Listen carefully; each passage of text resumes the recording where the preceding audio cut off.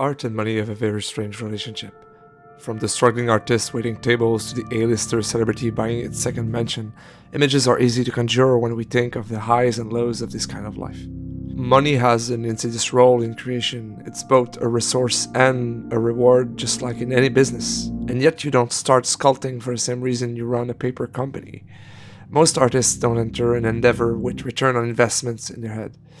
They'll tell you that if they manage to sustain themselves through their art, it will feel like lifting the middle finger to all of those who told them that they should become lawyers. In those cases, money is an accessory, it's a physical necessity, and what they truly seek is connection through their art. Two forms of sustenance. At least this is the classic impulse of the artist. But when there's money to be made, there is a business, and people who study MBAs might sometimes look at a Pollock and think to themselves, wow, that's amazing, they sold it for $1 million, it must have cost $1,000 to make. Best return ever. Which brings us to games. The business built around them is really close to the movie industry. From small indie teams to big studios, it's almost always cooperative work with teams composed of different professions, which are led by directors.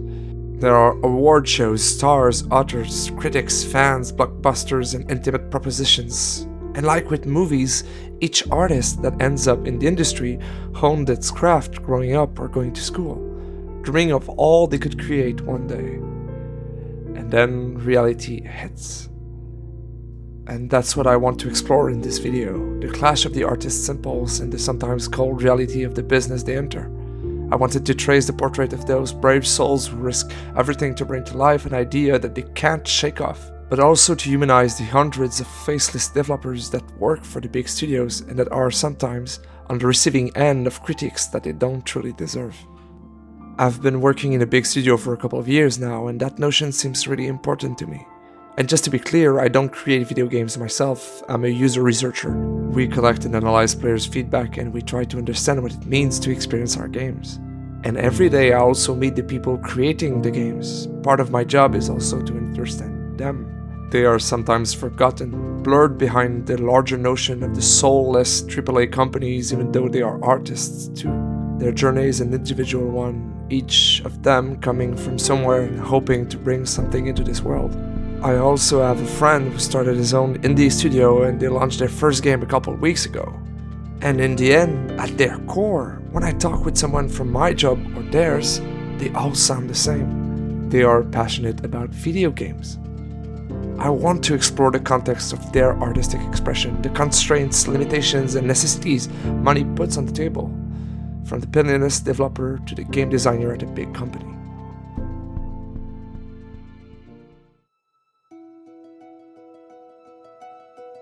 There are many ways into the video game industry, and none of them is more romanticized than the small indie team releasing a hit. And we've had so many of them across the years, from genre-defining masterpieces like Hollow Knight to the social phenomenon that was Among Us. These stories are all around. Brilliant game designers with a dream that wake up one day having sold millions of copies of a game they made with humble means. There's this almost karmic notion where innovation and talent are being celebrated in the face of risk-averse products coming from studios with budgets similar to small countries. It is a cool story, but certainly a rare one.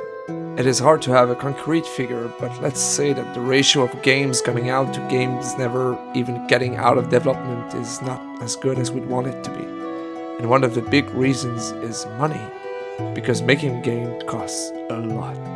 Like, a lot. Even when you are a dev working from your bedroom, costs can pile up.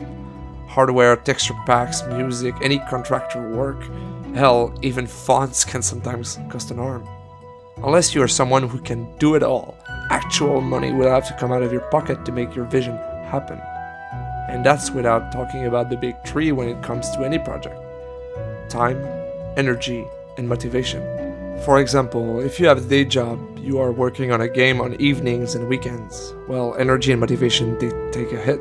If you just work at it 1 or 2 nights a week to keep the energy up and not take too much of your time, well, it's hard to stay motivated on a project that won't be over for what's probably years. You see the pattern. Without an initial cash flow, without capital to back up the project, Just managing to make a game is an almost impossible task. And that's without the whole part where you try to put it in the hands of players. Which leads us to the industry's solution to that issue: publishers. Publishers are complicated, mostly because we're used to big companies developing and publishing their games. Big AAA studios that are applying the same technique as McDonald's, which is to own the whole supply chain: development, publication, and distribution. This is why we see so many attempts from companies to have their own launchers to circumvent Steam, for example. If you own everything, you don't share the profit. For indie devs, of course, nothing of that is close to accessible, and publishers offer services that are necessary and often beyond the capacities of small teams.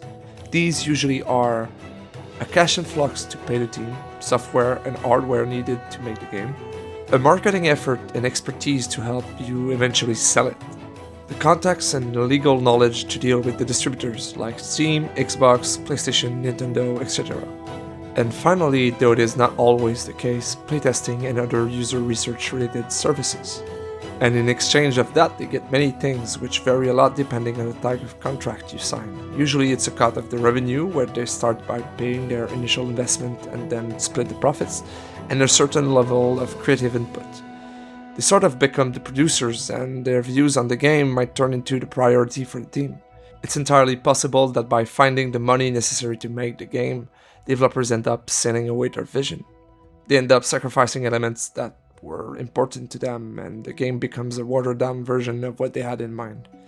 It really depends on the publisher they get. Some are famous for their support and the liberty they give to their partners, like Devolver's Digital, but they are not necessarily the norm. If you're new to the industry, it's going to be harder to find a good deal because you represent a bigger risk. And all of that is if you find one. For that to happen, you have to go from publisher to publisher and pitch your game. And as it's the case in every art form, you'll probably meet more rejections than anything else. Just that takes a toll. It's part of any artist's life, but it's invisible to most of us. We often think of a game that bombed as a template for failure, but it's harder to conjure the image of all the games that never came out, which is in fact a way more common reality. I say that, but all I want is just for us to keep that in mind. I try to paint a larger story than the amazing ones we already know, but by adding nuance, I don't want us to forget these great examples. Games that really brought something new to the table, may they be weird gems, profound narrative experiences, or just pure fun. The indie scene has a definitely stronger voice in video games than in the movie industry, for example. They get to compete because the cost of entry into that world is easier in the pocket, and because good gameplay or good stories can go toe-to-toe with any AAAs out there. Budget does not equate quality, and even though some elements are restraining, for example, we see way more 2D games from indie developers, at the end of the day, their creativity might be worth more than any expensive, beautiful landscape. Any game can catch the eyes of critics and reviewers. There's no need for a celebrity to be attached to the project, even though it helps. A lot of gamers are looking for the next experience that will make them feel something new. And it can be from Activision or team sharing. Don't get me wrong, marketing campaigns with millions to back it up help a lot, and in no way it is a fair fight. But David sometimes outsells Goliath, or at least leaves a mark more profound on the medium than its bland counterpart. And that's what's amazing. The indie scene found its place into an industry where some production can cost in hundreds of millions of dollars, and yet with enough ingenuity and passion, some of them can get their foot in the door. And I'm glad fantastic minds went through all this trouble so that we could enjoy groundbreaking games. That's what happens when you have something to say and just can't shake it off. That's why someone becomes an artist.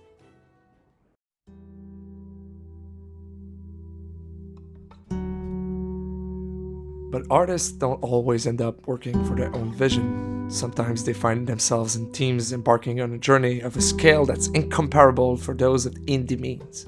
We know these games, the titans of the industry: WoW, Warzone, GTA 5, Final Fantasy, Elden Ring, Zelda Breath of the Wild, and all these expensive games that could not be made without a gigantic communal effort. And it's hard to discern any individuals when the scale of a project is so massive.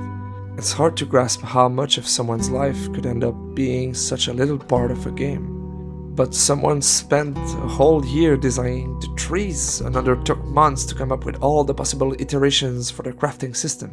Someone spent many long nights to be sure that the interior of the mouth of a dragon would light up well while it breathes fire, even though it will probably appear for what could be seconds in the player's playthrough. But who cares about the dragon's lighting when you have predatory microtransactions that make you hate the game anyway? And there lies the conundrum of being a developer in a big company. You ride the highs of making an amazing blockbuster product, but you also have to live with the lows. And the lows can be hard for someone who cares about their craft. So let's dive in with some examples. I could have named this section, "This was also the reaction of the devs working on Diablo Immortals." Hey, just was wondering, is this an out-of-season April Fool's joke? Or no one who actually worked on Fallout 76 wanted to release it in the state it was released. Or that could be Cyberpunk, Battlefield 2042, the remastered version of the GTA trilogy, Anthem, you name it. AAA studios don't have the monopoly on bad launches, quite the contrary, but they certainly have more of a possibility to be certain they don't happen. These are organizations with absurd means, teams in the hundreds of people, and with entire departments dedicated to communication, marketing, and user research to support the production. But they don't own themselves. They are public companies with stocks and where the majority of shares could belong to someone or a group of investors who just thought they could profit from it. The decisions are still made by the CEO. Investors don't usually track these kinds of things at such a small level, but the job of a CEO is more to make sure the investors are happy than it is to ensure long-term growth and success of the company. So for them, the question is the cost related to the reputation hit of releasing a broken game less than waiting on a cash influx the release would represent? It has nothing to do with consumers, the craft, art, or in the case of this video, the artisans. Those who worked hard for years on something that is not ready yet. Investors don't care about the fact that it would be like releasing a movie with green screens still visible. They don't care that this idea has been done before. They don't care about the impact it can have on consumers. In fact, in general, investors don't care for any issues as such, but more how the issues can have an impact on their investment, which is totally at odds with the people working for them. I talk to developers at work all the time. I see their passion, the work they put in what they do. I see them talk about the state of gaming. I see them gush at the amazing new releases. I also see them critique them. I see the pride they feel when they go through a milestone. Nobody works to make someone else rich. It's the consequence, not the goal. Even more so when considering that the working conditions are not necessarily the best in the video game industry.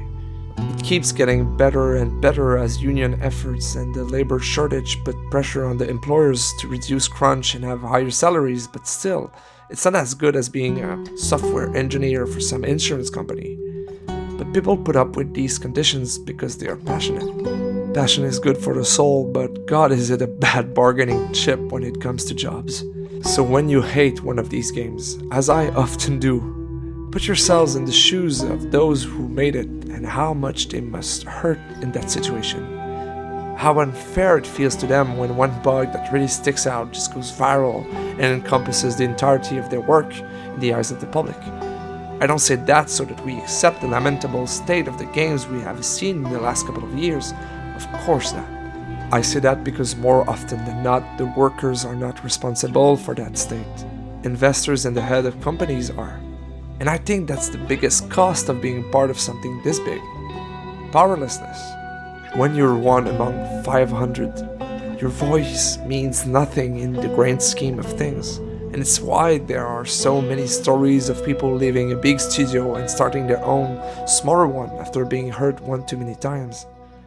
Look at the story of Rafael Colantonio, who founded Arkane Studios that made Arc Fatalis and Dark Messiah before being bought by Bethesda so they could finish Dishonored. That game ended up being a huge success, and after they finished the sequels, they worked on a new immersive sim that we now know as Prey. Prey was initially a 2006 IP owned by Bethesda that never had a sequel. They wanted Arcane to use that IP to boost the sales through brand recognition, even though it had nothing to do with it. Raphael had to bend the knee, but he knew it made no sense. And in the end, the game sold poorly, despite the fact that it is a great game. And one of the reasons it did so poorly was the total confusion around the name. It wasn't Prey at all, it had no connection whatsoever. And as the game director, he had to go around and defend the decision even though he hated it. So after that, he left the studio he founded himself to make another one, and they made Weird West. He went full circle from the humble and financially difficult indie debut to being bought by one of the big studios out there, to then leave it and go back to its indie roots. He went through the highs and lows of both lives and chose the indie route. I think it's telling. It really outlines what it can cost you as a creator to work for these companies, what you might feel when you sacrifice something that is dear to you. It's not all bad. A lot of people make their whole careers in these studios and they do fine. It's normal to hear more about the detractors than those who just go to work every day, but it's also true to say that not all of those who stay are happy with everything that is going on in their company. Sometimes it's just a job. You pay the bill, you like your coworkers, it's comfortable, and there's nothing wrong with that.